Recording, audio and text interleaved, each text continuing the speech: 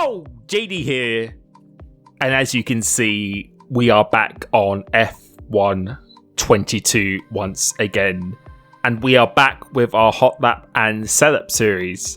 This time, we arrive at Silverstone, and I was doing it in calendar order, but since Silverstone is out this weekend, and I think a lot of people will be wanting to drive this track, I decided to skip ahead just a little bit and do a hot lap and setup here. And though this one was probably the most comfortable track that I've actually done so far, I probably spent the least amount of time on this one and got a very good lap pretty easily. And now when I do that, usually means that the setup is pretty nice to drive around here, so I didn't want to sweat it out too much because I will save that for future videos where I will try and reclaim the world record if I need to, which I probably will need to. But yeah, this setup felt very, very stable, very fast in a straight line, and yeah, as soon as I used it, I got in the 26s on my second lap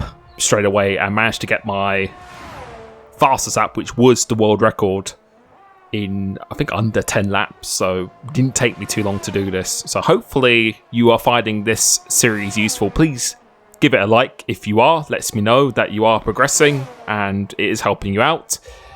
And yeah, so as usual, we're going to be doing the same format where I will show you an uninterrupted lap, and then I'll show it again where I'm actually breaking it down. And just to let you know, I will be releasing coaching slots for the end of July today, so go to www.coachlimitless.com if you like a direct one-to-one session with me on any platform. But here we go, going into the lap, and main things to focus on as usual is the throttle and braking application and the use of the track. Make sure you maximize the track as much as possible. That's something I can't stress enough around here. And yeah, the more I'm playing this game, the more comfortable I'm getting, the more I realise you have to be. It's not how aggressive you are on the throttle, it's how smooth you are, trying to avoid the wheel spin as much as possible. And in this lap itself, I think there is quite a bit of time left. I think there's, I reckon, around 2 tenths, and you will see in the lap there were a couple of mistakes. If I spent a bit longer, I think I could have gone maybe on the 26 low 0.2 or maybe even a high 0.1. I think that's definitely what this setup is capable of. Going through the old turn 1 here, used to be flat out, a little bit of a lift now, and you'll see at the end of this Magnus Beckett's we lose quite a bit of time, so quite a bit up, do this quite nicely, but then coming through here on the exits, almost lose the car there, very, very close, and you can see it's kind of killed my momentum going down this straight. But yeah, I think in the first sector and sector 2, definitely a lot of time to find. In this sector 3, we actually did this very nicely. This last chicane is almost perfect, I'd say. So just hit the curb just enough to hook yourself around, slow in, fast out. And going across the line, it's a 26.389, which I was pretty happy with considering the number of laps we did. So starting the lap itself, let's break this down. Coming into this turn 1, it's really important here, like I said earlier, make sure you use the track, because so many people do not run out wide here. Make sure you get half your car off the track, because then that makes the angle a lot less really inclined going into it, makes it a lot less tight, making sure you use all the curb on the inside, so you really need to maximize that to go flat out to do that. Then coming into here, just as the curb starts, that is your braking point.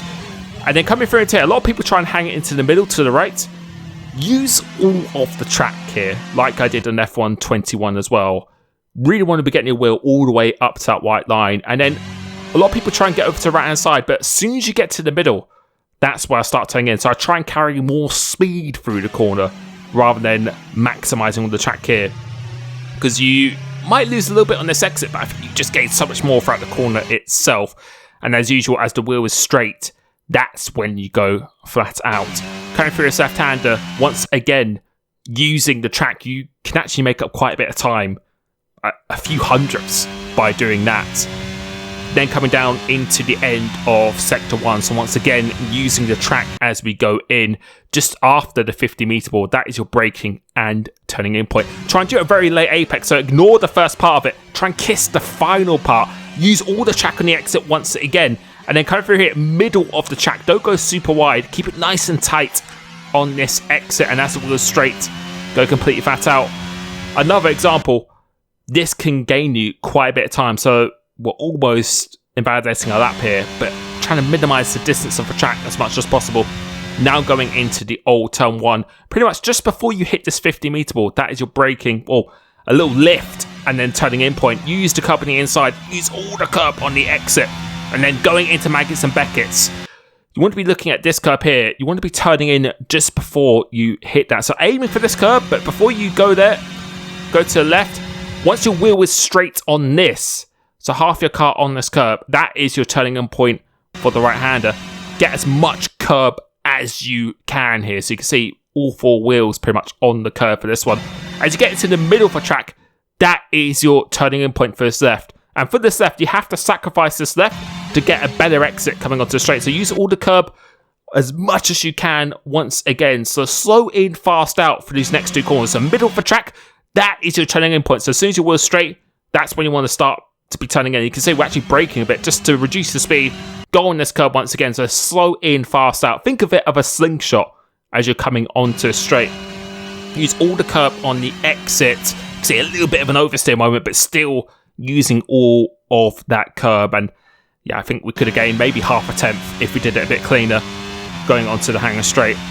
Then at the end of the straight itself, you want to be looking just before the curb starts. That is your braking turning in point. So try and carry as much speed as you can going into this corner. And as you go into this corner, let the engine do the work.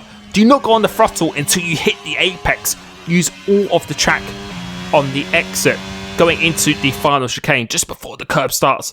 Once again, as you can see by the braking, as you go into this, you really want to mount this curb as much as you can. So almost the whole car on this, it really hooks you around quite nicely. Then nice and early into this right, but then this one, you actually want to kiss it rather than mount it.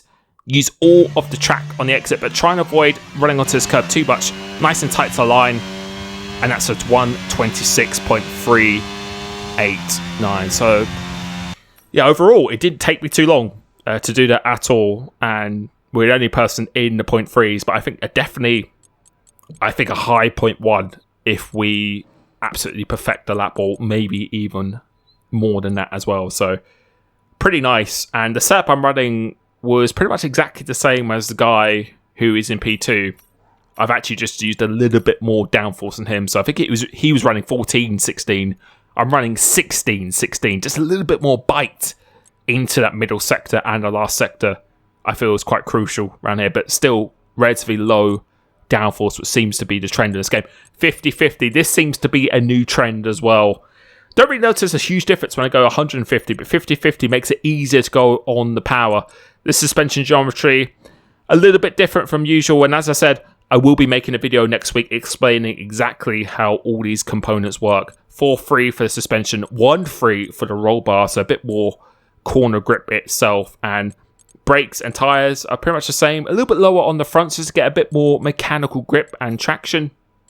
But yeah, that is my Hotlap and setup, and I think the PC world record is maybe a 0.2, something like that, and I think we definitely easily had a 0.2 in there, and I think a 0.1 is possible as well. So yeah, I was pretty satisfied with that. Managed to get up to speed pretty quickly around there as well. So hopefully that has helped you out. Hopefully you are still enjoying the game as well, and enjoy the Grand Prix this weekend. And if you're using a setup, let me know how it goes for you. As I said, we are at the beginning of the game, so the setups will evolve itself over time, but this should hopefully be a good starting point for you. So thank you so much. Enjoy the weekend, and I will catch you very, very soon. Peace.